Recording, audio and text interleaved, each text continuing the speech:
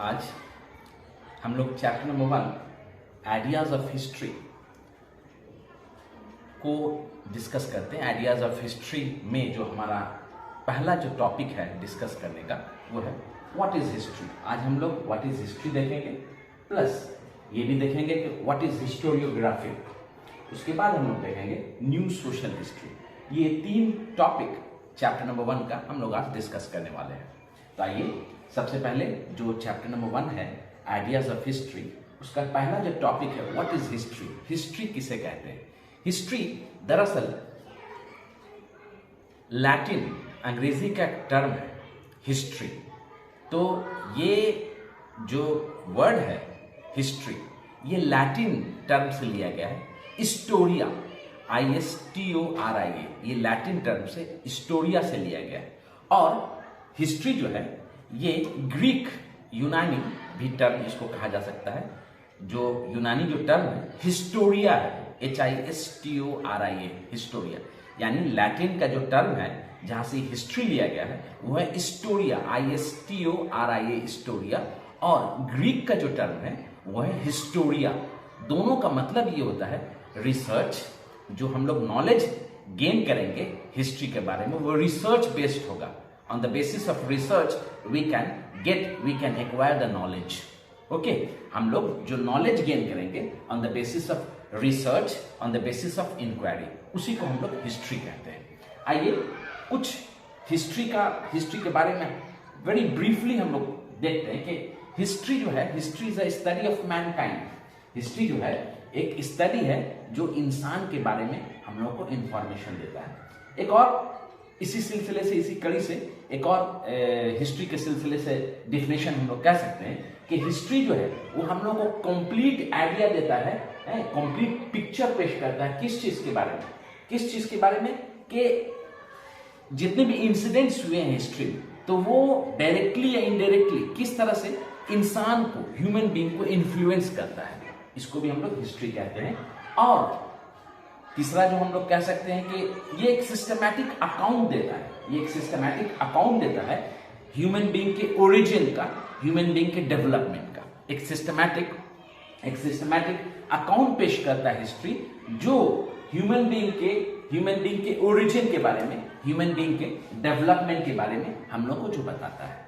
तो ये हिस्ट्री हुआ।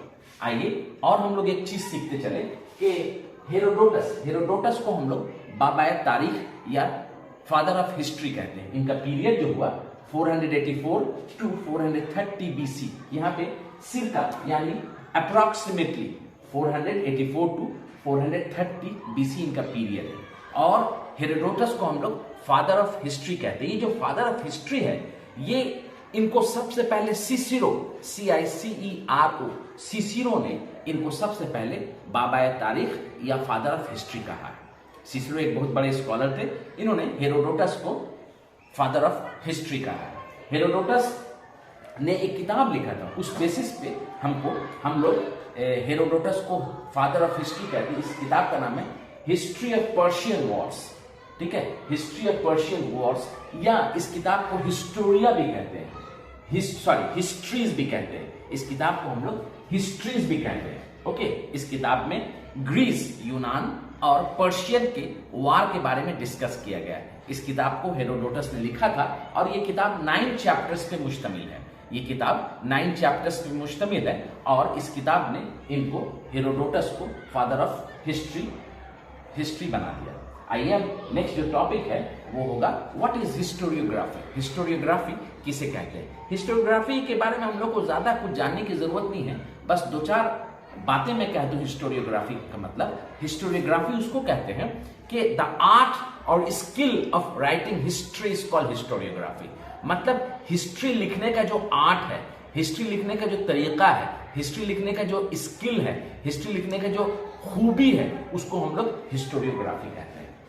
ओके, नेक्स्ट हम लोग का जो टॉपिक है वो है new social history. New social history किसे कहते हैं? आइए इस सिलसिले में मेरा वीडियो भी है, आप लोग मेरा वीडियो YouTube में देख सकते हैं कि न्यू सोशल हिस्ट्री किसे कहते हैं। तो आइए दोबारा हम लोग न्यू सोशल हिस्ट्री किसे कहते हैं उसको समझते हैं। 1960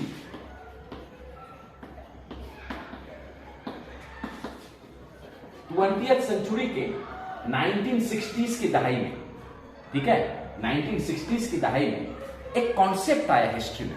पहले हिस्ट्री के बारे में हम लोग क्या जानते थे? हिस्ट्री हम लोग को बादशाहों के बारे में बताता था, हिस्ट्री वार्स के बारे में, बैटल्स के बारे में बताता था, हिस्ट्री मॉन्यूमेंट्स के बारे में बताता था। बस यही एक हम लोग कॉन्फाइंड होकर रह गए थे कि हिस्ट्री बस इसी को कहते हैं। लेकिन 20वीं सदी के 1960s में हिस्ट्री का मीनिंग ही जस्ट चेंज कर दिया।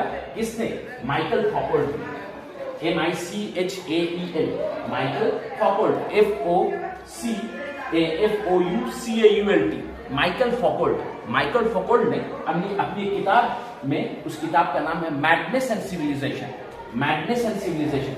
इस किताब में सबसे पहले इन्होंने न्यू सोशल हिस्ट्री या सोशल हिस्ट्री का जिक्र किया, जिसमें इन्होंने कहा है कि आम फाम लोग, आप जैसे मेरे जैसे लोगों के बारे में डिस्कस होना चाहिए।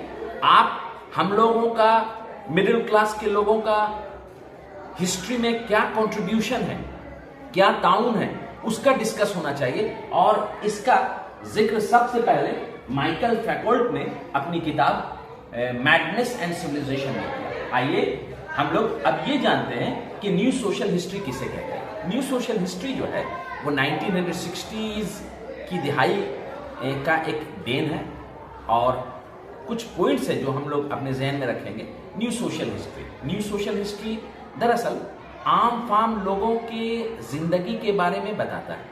नंबर 2, सोशल हिस्ट्री आप जैसे और मेरे जैसे आम फाम, नेग्लेक्टेड पीपल, डिनाइड पीपल या मार्जिनल पीपल के कंट्रीब्यूशन, हम लोगों का क्या योगदान है, हम लोगों का क्या कंट्रीब्यूशन है सोसाइटी के सिलसिले से, हम लोग क्या सोसाइटी को दे रहे हैं, और ये सोसाइटी जो डेवलप करके प्रोग्रेस किया हुआ है, डेवलप है, उसके बारे में न्यू सोशल हिस्ट्री बताता है। साथ ही साथ ये भी बताता है कि आज का ये जो डेवलप सोसाइटी है, तो इसमें मिडिल क्लास के लोग हैं, इसमें आप जैसे मेरे जैसे आम फाम लोग, कॉमन पीपल का क्या कंट्रीब्यूशन है, उसके बारे में ये जिक्र करता है। प्लस इसमें ये भी जिक्र है कि आपका न्यू सोशल हिस्ट्री जो है, न्यू सोशल हिस्ट्री में ज्योग्राफी, न्यू सोशल हिस्ट्री में इन्वायरमेंट, न्यू सोशल हिस्ट्री में सोशियोलॉजी, ये सब सब्जेक्ट्स का मुताला करके किस तरह से एक हिस्ट्री में एक नया ब्रांचेस पैदा करके और भी हिस्ट्री को गहराई से जाना जा सकता है। ये भी हम लोग हिस्ट्री, न्यू सोशल हिस्ट्री से ही सीख सकते हैं। साथ ही साथ हम लोग कुछ हिस्टोरियंस का नाम देखेंगे जिन लोगों ने न्यू सोशल हिस्ट्री की आबियारी की, न्यू सोशल हिस्ट्री को पनपने में बहुत मदद किया, जिसमें एडवर्ड थॉमसन है, EDWARD एडवर्ड थॉमसन। उसके बाद हम लोग देखेंगे इरिक होब्सबॉर्न, ERICHOBSBAWN, इरिक होब्सबॉर्न। उसके बाद हम लोग देखेंगे हैरोल्ड पार्किन साथ हिस्टोरियन है। इन लोगों का बहुत योगदान रहा है, इन लोगों का बहुत कंट्रीब्यूशन रहा है। साथ ही साथ हम लोग ये भी देखेंगे कि 1965 में इंग्लैंड में सोशल साइंस रिसर्च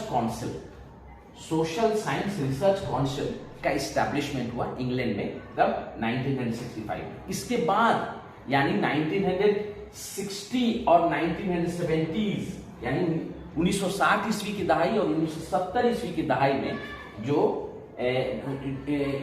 इस दौर में न्यू सोशल हिस्ट्री का गोल्डन एज माना जाता है। न्यू सोशल हिस्ट्री का गोल्डन एज माना जाता है। न्यू सोशल हिस्ट्री का गोल्डन एज माना जाता है। न्यू सोशल हिस्ट्री का गोल्डन एज माना जाता है कब? 1960s और 1970s के दौर में न्यू सोशल हिस्ट्री का गोल्डन एज माना जाता है।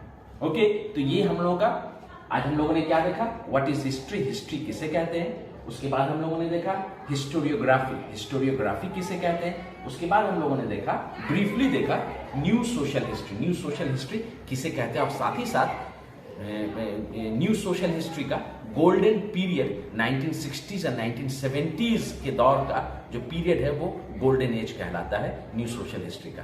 आज के लिए इतना ही रखें, नेक्स्ट में हम लोग आगे बढ़ेंगे। Thank you very much.